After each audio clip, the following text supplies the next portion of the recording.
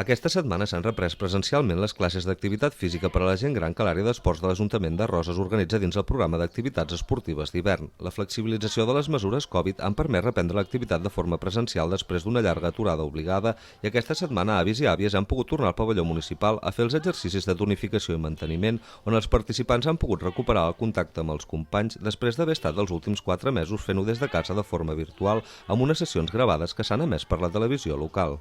Ho estàvem esperant, no és el mateix fer-ho amb la tele que fer-ho a casa.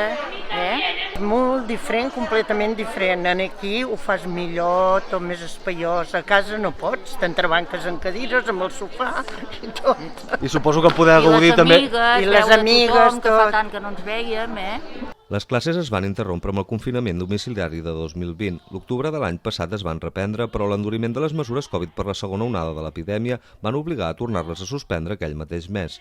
De gener a abril, aquestes es van realitzar de manera televisada a través de sessions enregistrades prèviament que eren emeses per la televisió local. I ara, després de quasi un any i 2 mesos, per fi s'han pogut reprendre amb el format habitual. Una molt bona notícia per als participants que de ben segur els hi suposa una bona injecció emocional i d'ànims al recuperar el contacte social amb els companys. Necessitem treballar la salut física, però sobretot necessitem treballar la salut emocional. Elles passen molt de temps soles, no?, a casa, i aquí troben un caliu que complementa, no?, que emplena la seva vida, el seu dia a dia. Les classes d'activitat física per a la gent gran formen part del programa d'activitats esportives d'hivern que organitza l'àrea d'esports de l'Ajuntament de Roses i estan adreçades a les persones jubilades majors de 65 anys empadronades al municipi.